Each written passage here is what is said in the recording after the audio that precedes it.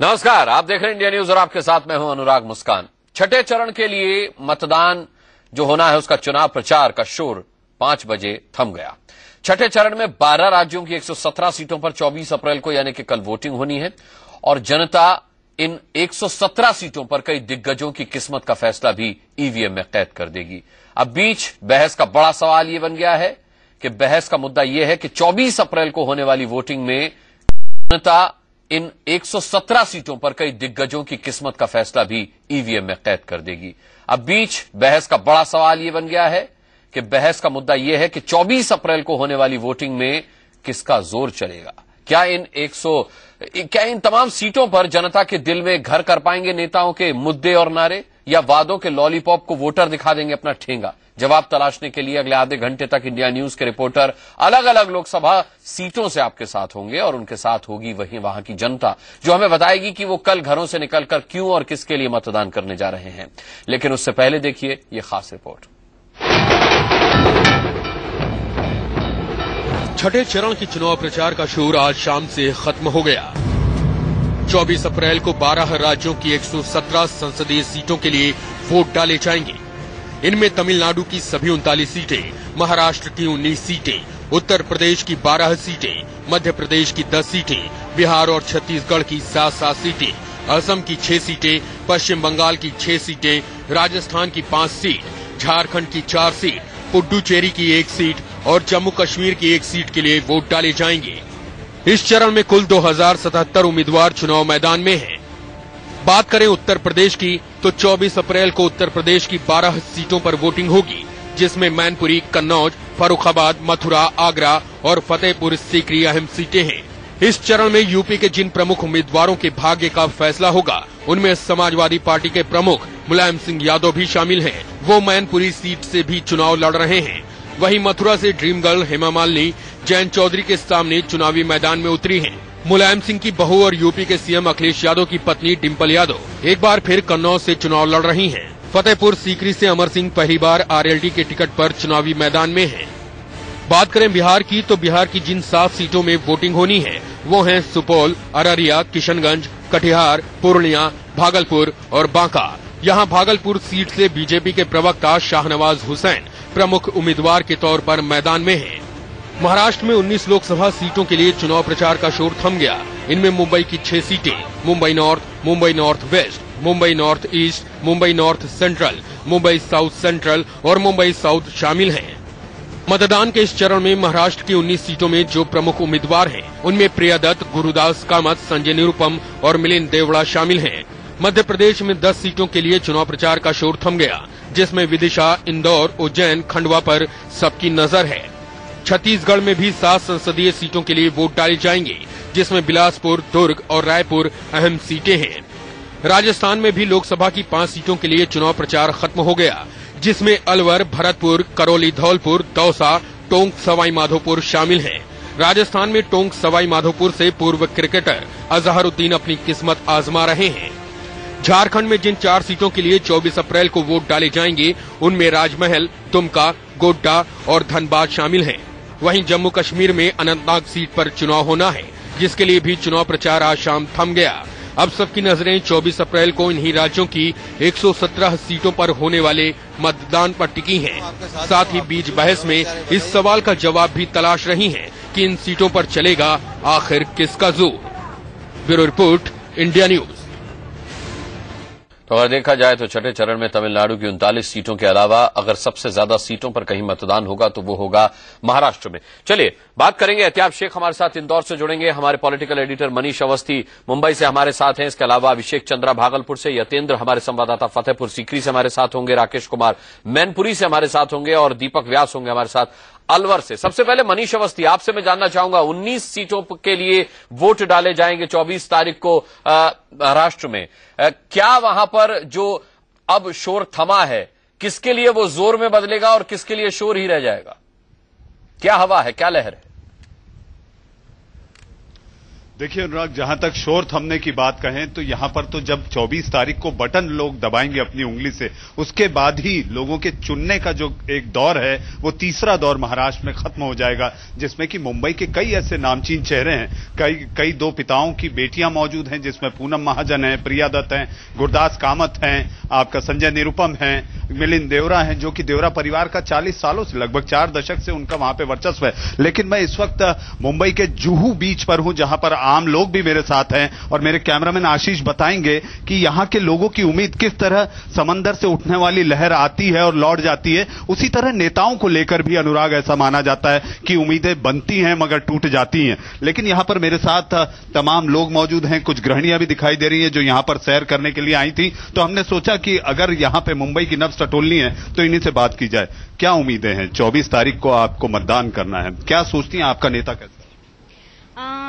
हमारा नेता अभी जो लास्ट 10 सालों की बात करें तो कांग्रेस आई थी, जो आम पब्लिक ने ही चुनी थी इनको कि कांग्रेस आई है। लेकिन आज उन सरकार ने ये 10 साल में क्या किया है? महंगाई के सिवाय और कुछ ही नहीं दिया है उन्होंने हमें।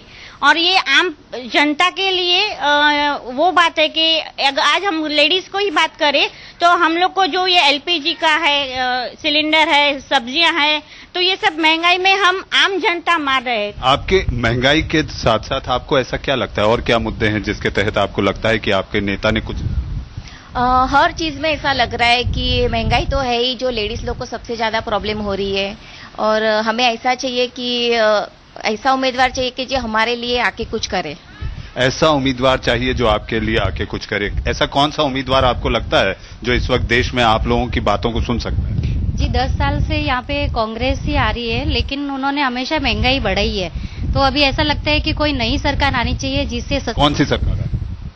मोदी सरकार आनी चाहिए। मोदी सरकार आनी चाहिए। अनुराग, देखिए महंगाई ने कितना मार डाला है, महंगाई के बोझ में लोग कितने दबे हैं। आपको क्या लगता है कि जिस तरीके से मुंबई में हालात हैं, क्या लगता है नेता कहां पर, क्या अपने वायदों पर खरे उतरे? अभी तक तो कोई नेता खरा नहीं उतरा है। फिलहाल अभी जो सरकार आएगी उसको तो सोचना चाहिए थोड़ा बहुत, क्योंकि अभी आजकल इतनी महंगाई हो गई है कि प्रॉपर्टी जो है बहुत सर चढ़ गया है। प्रॉपर्टी हो गए। चले मनीष, लौटेंगे आपके पास, इन लोगों को साथ रखिएगा और भी जो नए लोग आपके साथ जुड़ेंगे उनसे भी बात करेंगे मुंबई के मुद्दों पर, महाराष्ट्र के मुद्दों पर। उत्तर प्रदेश का हम रुख करते हैं, मैनपुरी का रुख करते हैं। हमारे संवाददाता वहां से हमारे साथ हैं राकेश कुमार सिंह। राकेश, उत्तर प्रदेश में भी कई दिग्गजों की किस्मत इस बार दांव पर होगी। 12 सीटों पर अलग अलग पेचोखम है। क्या मैनपुरी की जनता के मन में है? उनसे जो वादे किए गए हैं, लगातार कई सालों से वही वादे दोहराए जाते रहे हैं। इस बार किसी का शोर, खासकर नेताजी का शोर जोर में बदल पाएगा? देखिए, जहां तक अनुराग मैनपुरी की बात है, मैनपुरी में सपा सुप्रीमो मुलायम सिंह यादव त्रिकोणीय संघर्ष में फंसे हुए हैं। इन्हें जो मुख्य मुकाबला बीएसपी और बीजेपी से इनका मुकाबला है, लेकिन हमारे साथ यहां पर जनता है। आप बताइए, आप जब 24 तारीख को वोट करेंगे तो दिमाग में आपके क्या मुद्दे रहेंगे जिसके आधार पर वोट करेंगे? एक स्थिर सरकार चाहते हैं, एक स्थिर सरकार चाहते हैं, ये मैन है।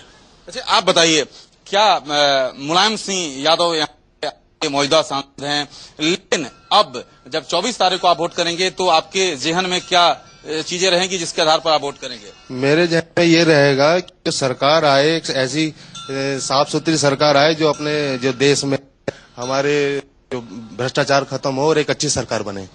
तो देख सकते हैं भ्रष्टाचार, लेकिन युवा भी हैं हमारे साथ। आप बताइए, आपके दिमाग में क्या बातें हैं जिसके आधार पर आप वोट करेंगे? आधार पे सर यही है कि अपना एक तो रोजगार नहीं है, विकास नाम पे कोई जीरो है, मेन शून्य पड़ा हुआ है। जो लाइन हमारी 10 साल से डलनी है, इटावा लाइन चालू होनी है, इटावा की वजह से ये बहुत ही भ्रष्ट पड़ा हुआ है सारा। लेकिन इस सपा की सरकार है, अखिलेश यादव यहाँ के मुख्यमंत्री हैं, उनके पिताजी यहाँ से सांसद हैं, इसके बावजूद नहीं? बिल्कुल नहीं है, कोई सुनवाई नहीं है किसी। और वो लाइन बिछ गई है, मट्टी ठीक है राकेश, आपके पास लौटेंगे। निराश जनता, चाहे वो महाराष्ट्र की बात करें, उत्तर प्रदेश की, फतेहपुर सीकरी का रुख करते हैं। यतेंद्र हमारे साथ वास हैं। यतेंद्र, अमर सिंह साहब जो है आरएलडी के टिकट पर पहली बार किस्मत आजमा रहे हैं। सवाल ये उठता है कि उनकी भाभी जया बच्चन आई तो सही प्रचार के लिए, लेकिन उनके प्रतिद्वंदी के उसका खासा उनके जहन में नाराजगी भी कायम है। क्या इस बार वहां के समीकरण है? अब तक का चुनाव प्रचार कैसा रहा अमर सिंह का?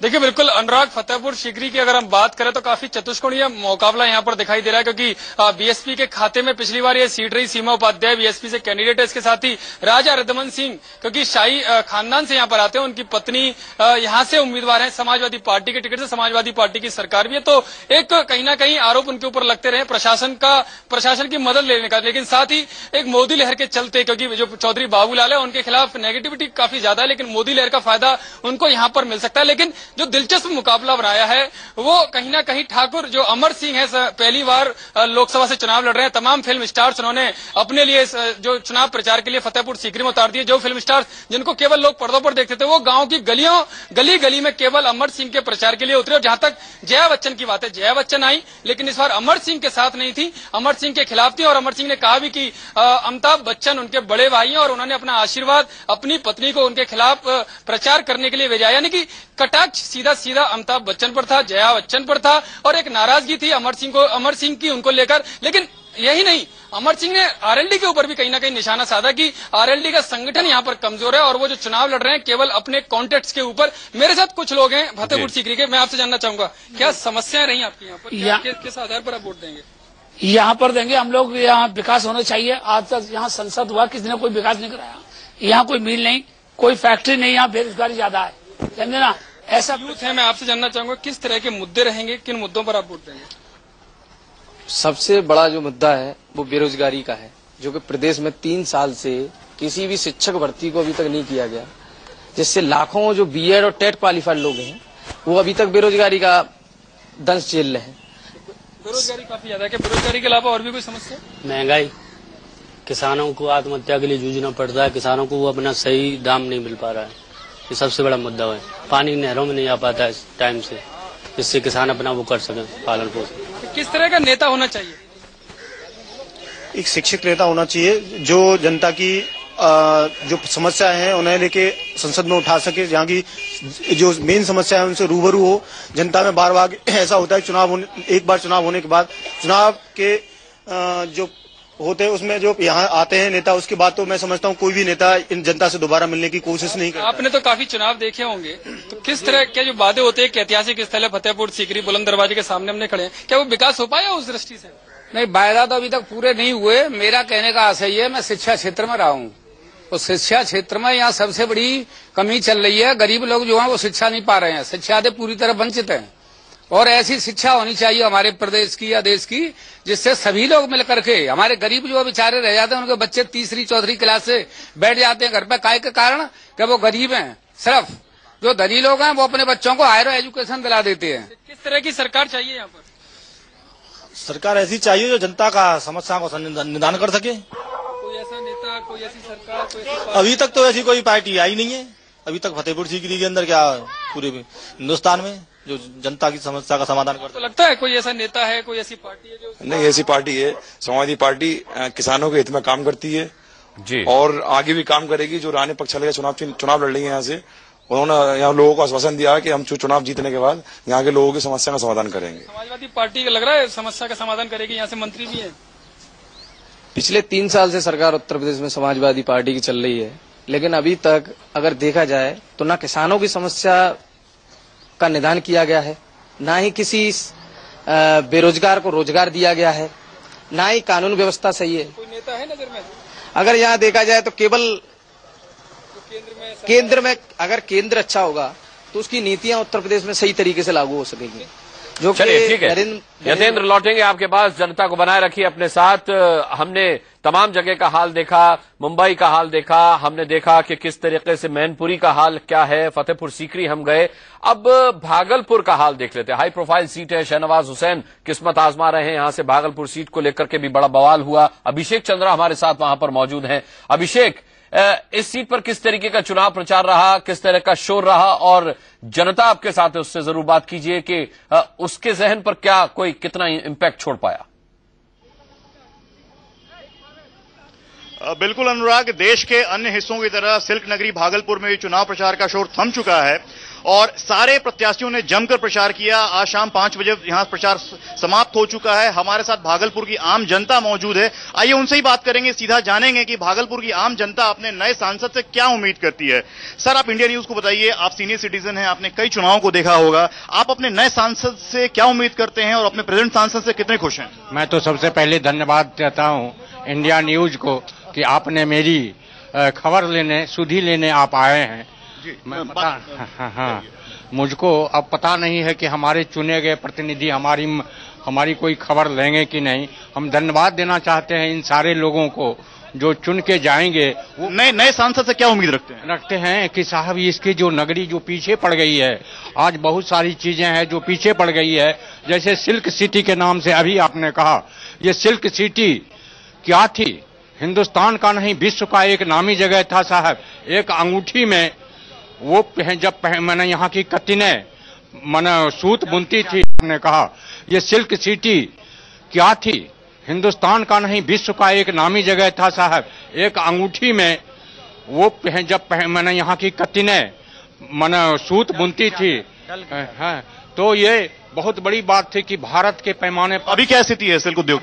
अभी तो मैं जाऊं, आपको बता दूं कि आप जाइए वहां तो आपको कब्रगाह लगेगा। कब्रगाह लगेगा सिल्क उद्योग। आप बताइए, नौजवान पीढ़ी क्या उम्मीद करती है अपने नए सांसद से? सर देखिए, हमारे नौजवान पीढ़ी अपने सांसद से 3 चीजें की मांग करती है यहाँ पे। पहला, उनका सुरक्षा।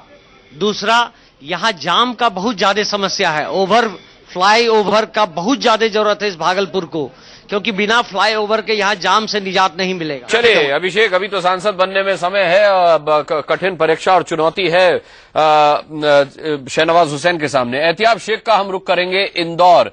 एहतियाब, क्या इस वक्त जनता के मन पर छाप है? मुद्दे हावी हैं या जिस तरीके से चुनाव प्रचार के दौरान पूरा दमखम प्रत्याशियों ने लगाया है उसका असर है? जो ध्रुवीकरण की कोशिश की गई है उसका असर है? क्या वहां पर इंदौर में क्या समीकरण है?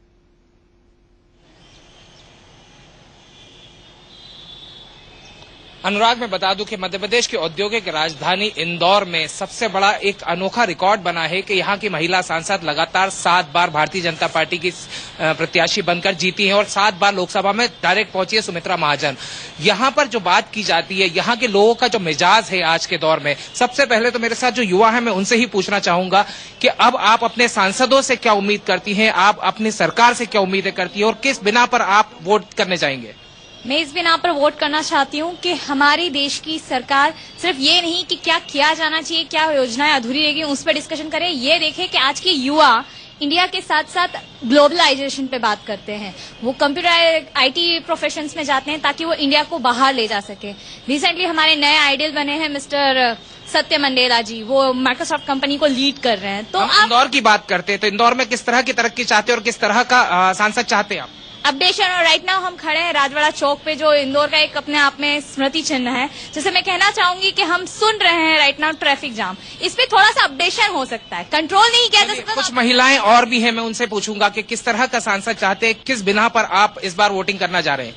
सबसे बड़ा मुद्दा जो इंदौर में है वो महिला असुरक्षा का है, तो सबसे बड़ा मुद्दा तो हमें इसी पे वोट देंगी महिलाएं कि जो हमको सुरक्षा प्रदान करेगा। हम तो महिला ही रही है पिछले 7 बार से, महिला रही है, उसके बाद भी महिला सुरक्षित नहीं है, इसलिए हम इस बार वोट ऐसे व्यक्ति को देंगे जो महिलाओं को सुरक्षा दे सके। अनुराग, आपने सुना कि महिलाओं की जो सुरक्षा की बात है उस बारे में वो बात करना चाहते हैं। मेरे साथ कुछ और साथी भी है, इस बार क्या मिजाज है इंदौर का?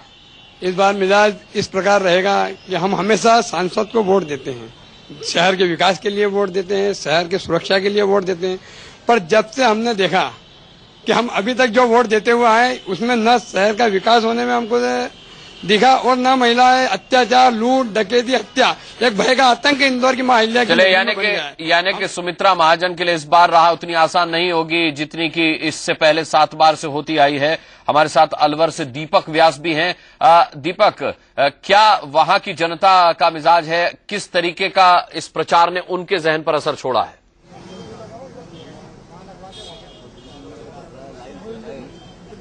देखिए बिल्कुल हम खुद जनता से हम बातचीत करते हैं, क्योंकि यह एक जो अलवर सीट है इसमें एक तरफ तो राजा है और दूसरी तरफ योगी है, यानी कि पूर्व राज परिवार से जुड़े हुए।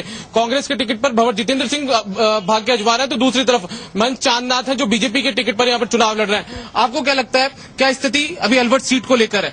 देखिए, अलवर सीट की जो सीट है वो काफी हॉट सीट है, क्योंकि केंद्रीय मंत्री भंवर जितेंद्र यहाँ चुनाव लड़ रहे हैं कांग्रेस से, और आज राहुल गांधी का यहाँ रोड शो भी था। इससे पहले चांदनाथ 10 साल पहले टिकट लेकर आए थे और मात्र 8,000 वोटों से ही कांग्रेस प्रत्याशी हारे थे, तो उनको भी हम कमजोर कैंडिडेट नहीं मान सकते। मैं समझता हूं कि सीट बराबर के मुकाबले की है और आप पार्टी भी थोड़ा यहाँ कुछ कर रही है, लेकिन वो फाइट में नहीं है। अच्छा, आपको क्या लगता है चुनावी मुद्दे क्या हैं?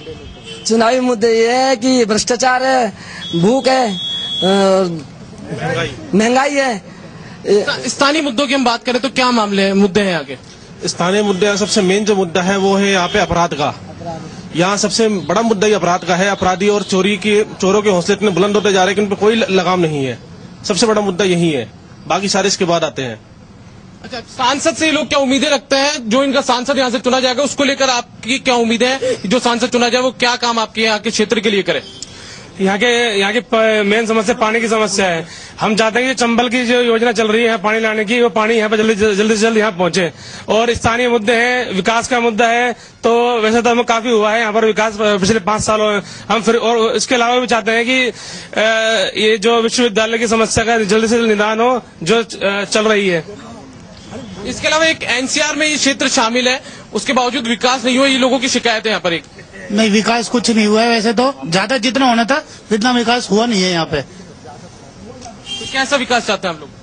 यहाँ पार्किंग की व्यवस्था भी नहीं है शहर के अंदर, और पानी के लिए भी काफी किल्लत होती है यहाँ पे, सब बहुत ज्यादा।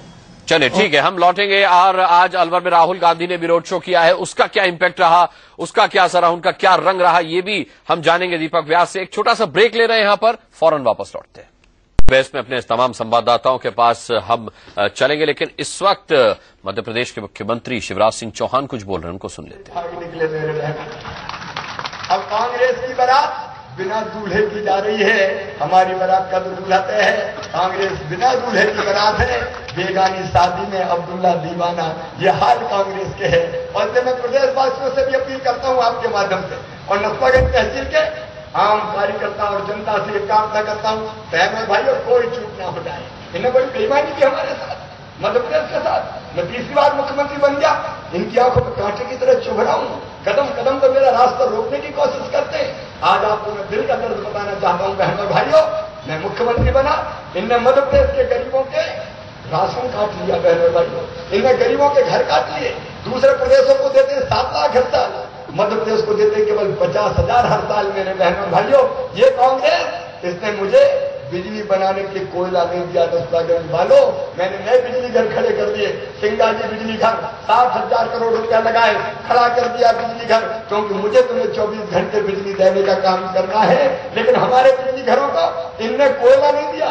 मुझे कोयला मंगवाना पड़ा इंडोनेशिया से, 7 समंदर पार से जहाज से लाद के मैं कोयला लेके आया, पोर्ट पे उतारा, ट्रकों में लादा, और फिर बिजली घर पहुंचा के तुम्हें बिजली दे रहा हूं। मेरे बहनों और भाइयों, तब मैं तुम्हें बिजली देता हूं। ये बिजली देने का रास्ता रोकने का काम करते हैं। केंद्रीय करों के 2200 करोड़ रुपए इसी साल ने काट लिए। अलग अलग योजनाओं के 6,000 करोड़ रुपया इन्हें काट लिए। मेरे बहनों और भाइयों, मैं आपसे पूछना चाहता हूं नसवागंज वालों कि 2 लाख का बजट अगर बनाओ और पैसा केवल 25,000 हाथ में हो तो परिवार चला पाओगे क्या? ऐसे नहीं, जोर से बोल के बताएं, चला पाओगे? मैं तो इतना बड़ा प्रदेश का परिवार कैसे चला रहा हूं, जरा मेरे दिल से पूछो। मैं किसानों को बोनस भी दे रहा हूं, मैं राहत की राशि भी बांट रहा हूं। ये उड़ा रहा है कि नहीं मिलेगी, नहीं मिलेगी। अरे पैसा रखा है, इधर चुनाव हुए और उधर पैसा खातों में पहुंचे। मेरे बहनों और भाइयों, उधर। चलिए, शिवराज सिंह को हमने सुना। एक बार फिर बीच बहस में अपने संवाददाताओं का रुख करते हैं। मनीष अवस्थी मुंबई से, मुंबई के जुहू से हमारे साथ मौजूद हैं। मुंबई में एक दिलचस्प मुकाबला भी है मनीष। इस बार एक बेटी के सामने एक पार्टी ने अपनी दूसरी बेटी को खड़ा किया है। प्रिया दत्त के लिए कितनी बड़ी चुनौती पूनम महाजन इस बार बन सकती है?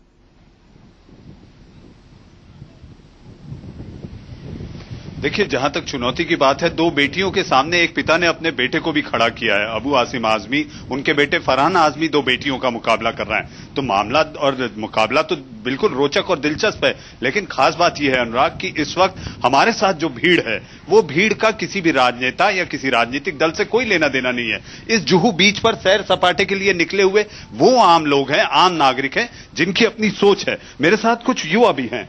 तुम्हें क्या लगता है, आने वाले जो 24 तारीख को मतदान है, उसमें क्या होना चाहिए? क्या आप लोगों की उम्मीदों पर आपके नेता खरे हुए? आई थिंक इस बार किसी नए इंसान को जिसे इंडिया को लीड करना है, इतना चाह है कि India should turn into a developed country, उसे मौका देना चाहिए। लास्ट 10 years से we are seeing this country's development has not been so effective. So I think Modi ji को एक मौका देना चाहिए। देखिए, युवाओं की ये सोच है अनुराग, लेकिन यहाँ जब है इतना चाह है कि India should turn into a developed country, उसे मौका देना चाहिए। लास्ट 10 years से we are seeing this country's development has not been so effective. So I think Modi ji को एक मौका देना चाहिए। देखिए, युवाओं की ये सोच है अनुराग, लेकिन यहाँ जब हमने देखा तो सैर सपाटे पे नहीं, टहलते हुए रेतीली जमीन पर हमें एक ज्योतिष भी दिखाई दिए। वो अपना हाथ में बैग लिए जा रहे थे। हमने पूछा कि आप कहाँ जा रहे हैं, तो जाते जाते उन्होंने हमसे पूछ लिया कि आप यहाँ क्यों खड़े हैं। तो हमने कहा चुनाव पर बात हो रही है। तो उन्होंने कहा मैं भी कुछ कहना चाहता हूँ। क्या कहना चाहते हैं आप?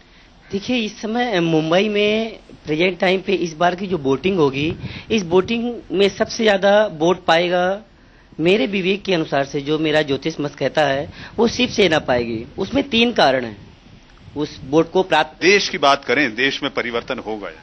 देखिए, जो अगर शिवसेना वोट पाएगी तो अपने आप मोदी जी को वोट जाएगा। उसमें 3 कारण, मैं इसीलिए आपसे बोल रहा हूं कि उस वोट में 3 कारण है, क्योंकि महाराष्ट्र में गठबंधन है इन दोनों का। एक तो जो शिवसेना पार्टी है, वो आज माननीय हम लोगों के बीच में स्वर्गीय बाला साहब ठाकरे जी नहीं रहे, पर शिवसेना पार्टी आज भी उनके हाथ के रूप में हमें पृथ्वी पे है। उनके न रहने पर आप एक वाक्य में बताएं पंडित जी कि क्या परिवर्तन ज्योतिष आंकड़ों और कुंडली के हिसाब से ग्रह तारे इस ओर इशारा कर रहे हैं कि बदलाव दिखता है? मेरे हिसाब से 100 में से 101 टका। अनुराग, इसके साथ साथ महिलाओं में कुछ और सवाल भी हैं जिनको लेकर जब हम खड़े हुए थे तो तमाम ऐसी इस तरह के विचार आ रहे थे। ऐसे कौन से और बुनियादी सवाल आपको लगते हैं जो आपके नेताओं ने पिछले 5 सालों में या 10 सालों में पूरे नहीं किए? अभी देखेंगे तो लास्ट ये 5 years से जो कैंडिडेट इलेक्शन के टाइम पे इतने साल से नहीं दिख रहे, जब अभी 1 मंथ से ये इलेक्शन का प्रचार करने के लिए ये लोग निकल पड़ते, तब हमें पता चलता है कि अरे ये तो यही कैंडिडेट जो जीता था। तो लास्ट 5 years से ये कैंडिडेट्स कहाँ थे, जब आम पब्लिक को इतना जब प्रॉब्लम हो रहा था, हर एक बात में छोटी छोटी बात। चले मनीष, लौटेंगे आपके पास। इस वक्त दुर्ग छठे चरण के लिए प्रचार में आखिरी जोर है। ये राहुल गांधी का छत्तीसगढ़ के दुर्ग में वो अपनी रैली को संबोधित कर रहे थे। हम एक बार फिर अपने संवाददाताओं का रुख करेंगे, मैनपुरी का रुख करेंगे। राकेश कुमार सिंह हमारे साथ हैं। राकेश, नेताजी वहां से मैदान में हैं, लेकिन आजमगढ़ से भी वो मैदान में हैं। उनके 2 सीटों पर लड़ने को लेकर के भी कई अटकलें, कई कयास लगाई गई। वहां की जनता इसे किस तरीके से ले रही है? देखिए अनुराग, जहां तक 2 सीटों से सपा सुप्रीमो लड़ने की बात है, यहां की जनता भी मानती है कि अगर यहां से जीतते हैं तो ये सीट छोड़ेंगे। लेकिन हम अभी जो खड़े हैं, मैनपुरी स्टेशन है, ये बताइए कि यहाँ से मुलायम सिंह यादव और सपा सरकार है, क्या ट्रेन की किस तरह की व्यवस्था है यहाँ पर? बहुत बेकार व्यवस्था है। यहाँ पर सुबह एक पैसेंजर है, बस सुबह और शाम को एक पैसेंजर है, और कालिंद्री एक एक्सप्रेस चलती है। इसके अलावा हफ्ते में 1 ट्रेन आती है जो कि दिल्ली आनंद विहार तक जाती है। इसके अलावा कोई ट्रेन नहीं है यहाँ पे। एक चीज हम जानना चाहेंगे कि मुलायम सिंह जी 2 जगह से लड़ रहे हैं चुनाव, जहां मैनपुरी से, वहीं आजमगढ़ से आज उन्होंने पर्चा दाखिल किया है। अगर 2 सीट जीतते हैं तो आपको ये 2 जगह से लड़ने, उस पर क्या कहेंगे आप? मैनपुरी की सीट छोड़ेंगे ये, उसके बाद आजमगढ़ ये सांसद रहेंगे और मैनपुरी की सीट छोड़ेंगे। मैनपुरी से भतीजे या किसी और को लाएंगे ये यहाँ पे। आप अनुराग देख सकते हैं, यहाँ की जनता भी जानती है कि अगर मुलायम सिंह दोनों सीट से जीतते हैं तो ऐसी स्थिति में मैनपुरी की सीट छोड़ेंगे और उनके भतीजे, सुबह हमने आपको इंटरव्यू में दिखाया था कि तेज प्रकाश यादव हैं, जो कि सफाई से तेज प्रताप यादव हैं, जो कि सफाई से ब्लॉक प्रमुख हैं और मुलायम सिंह के 3रे पीढ़ी के सदस्य हैं। उन्हें जो है काम सौंपा गया है, उन्हें यहां से चुनाव प्रभारी बनाया गया है। और अगर चुनाव मुलायम सिंह दोनों जगह से जीतते हैं तो मैनपुरी सीट छोड़ेंगे और हो सकता है कि तेज प्रताप यादव ही यहां से कमान संभाल सकते हैं। तेज प्रताप यादव यहां से कमान संभाल सकते हैं। बहरहाल एहतियाब शेख इंदौर से हमारे साथ है। एहतियाब, 7 बार से भले ही सांसद सुमित्रा महाजन हो, लेकिन अभी आपने खुद जनता से बात की तो जनता ने बताया कि समस्याएं 7 सालों से जस की तस हैं।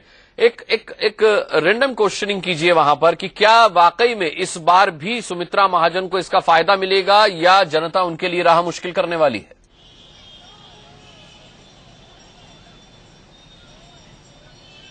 बिल्कुल अनुराग, 25 साल का कार्यकाल हो चुका है सुमित्रा महाजन का। 7 बार से लगातार सांसद रही हैं। जनता ने उन्हें भली भांति देखा है, विकास के कार्यों को देखा है। आपको लगता है कि इन 25 सालों में इंदौर में विकास हुआ और क्या आगे भी आप सुमित्रा महाजन को देखना चाहेंगे? विकास हुआ है बट उसका अपडेशन नहीं हुआ है, so this time is for a change. चलिए, विकास हुआ, अपडेशन नहीं हुआ है। आपको क्या लगता है कि पिछले 7 बार से सुमित्रा महाजन यहाँ रही है, तो आगे आप क्या उनको देखना चाहेंगे या कुछ बदलाव चाहते हैं अब आप? बिल्कुल इस बार बदलाव चाहते हैं, क्योंकि जिस तरह से अपहरण हो रहे हैं, जिस तरह से चेन स्कैनिंग हो रही है, जिस तरह से महिलाएं असुरक्षित है, जिस तरह से जब तक बच्चियां घर में वापस नहीं आ जाती स्कूल कॉलेज जॉब से, तो हम ये पेरेंट्स से चिंता करते रहते हैं कि हमारी बच्ची वापस सुरक्षित घर में पहुंचेगी कि नहीं। तब भी सांसद घर में बैठी है। महिला सुरक्षा, चलिए सब आप बताइए कि पिछले 7 बार का कार्यकाल सुमित्रा महाजन का रहा, इस बार का कार्यकाल में क्या आप उनको देखना चाहते हैं और आने वाले वक्त में क्या उम्मीदें रखते हैं कि आपके संसदीय क्षेत्र के अंदर क्या काम होना बाकी है? हम जो है सुमित्रा महाजन जी का कार्यकाल, अब हम इन्हें पूरी तरह हटाना चाहते हैं कि 7 साल बहुत चलिए, लोगों में नाराजगी है और इस नाराजगी का हो सकता है कि खमियाजा मौजूदा सांसद को भुगतना पड़े। वहां पर अभिषेक चंद्रा हमारे साथ इस वक्त हैं भागलपुर से। अभिषेक, भागलपुर में किस तरीके का द्वंद्व रहा पार्टी के अंदर ही बीजेपी में, ये हमने देखा, तो इस बार कितनी राह आसान शहनवाज हुसैन के लिए वहां होने वाली है और जनता का किस तरीके का भरोसा है उन पर? अनुराग, आज सुबह ही हमने शाहनवाज हुसैन से बात की थी। हालांकि वो कॉन्फिडेंट लग रहे थे, लेकिन कहीं न कहीं उनके मन में ये शंका जरूर है कि उनकी इस बार की जीत उतनी आसान नहीं हो पाएगी जितनी आसान वो पिछले 2 टर्म से रहे हैं। हमारे बीच भागलपुर की कुछ नई जनता है, कुछ नए लोग हैं, उनसे जानते हैं। शाहनवाज हुसैन आपके लिए कैसे सांसद रहे हैं?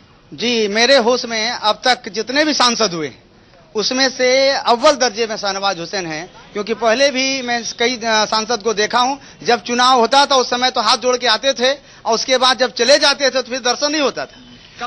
आप बताइए, अपने नए सांसद से क्या उम्मीद रखते हैं?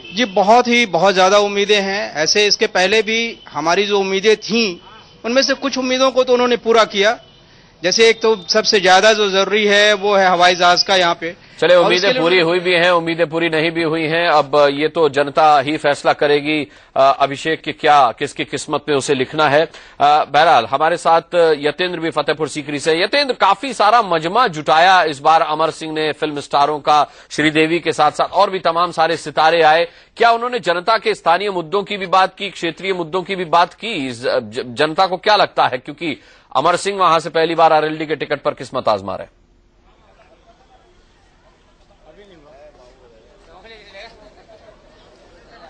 देखिए, बिल्कुल अनुराग, अमर सिंह पहली बार लोकसभा मैदान में है और शायद यही कारण है कि उन्होंने तमाम सितारे उस जमी पर उतार दिए जिस जमी पर कभी कोई सितारा तो छोड़िए, कोई बड़ा नेता भी कभी वहां पर नहीं गया। और वो सितारे जो पर्दों पर हमेशा देखे जाते थे उन गलियों में घुमा दिए। और जहां तक मुद्दों की बात है तो मुद्दे उन्होंने जरूर उठाए, लेकिन वो मुद्दे कितने उन लोगों के कह सकते दिमाग पर सवार होंगे या मन मस्तिष्क पर सवार होंगे वो तो आने वाला समय बताएगा। लेकिन मेरे साथ कुछ फतेहपुर सीकरी के भी यूथ है, मैं उनसे बात करना चाहूंगा। क्या लगता है किस तरह के मुद्दे हैं यहाँ पर और आपकी नजर में किस तरह का नेता होना चाहिए? मैं उस बात पे जवाब देना चाहता था, मोदी वाली पर, जो आप पहले एक भाई से क्वेश्चन किया था कि मोदी की जो लहर चल रही है। मैं नहीं मानता कि मोदी की लहर है।